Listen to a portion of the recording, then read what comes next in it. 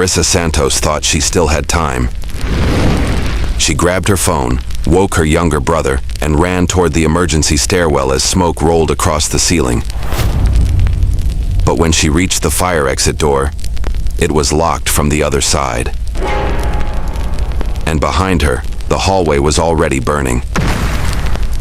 At 9:43 p.m. on a humid Thursday night, 34-year-old Marissa Santos was inside room 3B of the San Lorenzo residential building, a 3-story apartment block tucked along a narrow service road behind a commercial strip. The building was old but always full. Families lived on the upper floors. Below them were storage stalls, a small eatery, and a convenience shop that stayed open late into the evening. Marissa had just finished washing dishes when the electricity suddenly blinked twice. At nearly the same moment, Renato Cruz, the night attendant working at the ground floor mini-store, smelled something burning near the back stockroom. When he stepped inside, he saw sparks jumping from an overloaded extension cord connected to a chest freezer and electric fan. Below it were stacks of cardboard boxes used for deliveries.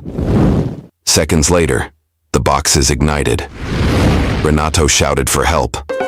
But by then, the flames had already climbed the plywood wall and reached the exposed wiring overhead. Residents on the second floor first noticed the smoke creeping under their doors. Then came the shouting, then the smell of melting plastic. Marissa opened her unit door and saw the corridor filling with black smoke. She woke her 12-year-old brother Paulo and pulled him into the hallway. Other residents were already running. Among them was Joel Ramirez, a tricycle driver renting the corner room, carrying his 2-year-old daughter wrapped in a blanket.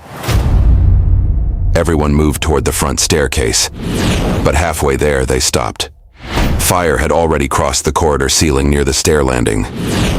Burning plastic dripped from above. Heat pushed everyone back. Someone yelled, "Back exit!" The group turned and ran toward the rear emergency stairwell. Marissa later said she could already hear people coughing before she reached the door. Then she grabbed the handle. It wouldn't move. The steel fire door had been secured from the alley side with a chain and padlock, reportedly locked every night by building maintenance after previous break-in attempts. Joel hit the door with his shoulder. Another resident struck it with a metal stool. It didn't open. By 9:49 p.m., the first fire units arrived to find flames venting through rear windows and residents calling for help from the third-floor openings. Firefighters raised ladders into the alley while interior crews pushed hose lines through the front entrance. Inside, visibility had dropped to almost zero. Several trapped residents had gathered near the rear landing, crouching low against the concrete floor where the air was slightly clearer.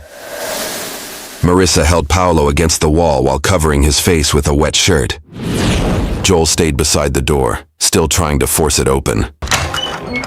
Rescue crews eventually breached the rear access point and reached the trapped occupants. The fire was placed under control shortly before midnight. In the days that followed, investigators focused on the electrical source near the stockroom, the combustible storage materials lining the corridor, and the locked emergency exit. But for Marissa, one memory stayed louder than the sirens. Not the smoke, not the flames, not even the screams. Just the sound of a metal door refusing to open beneath a glowing red exit sign.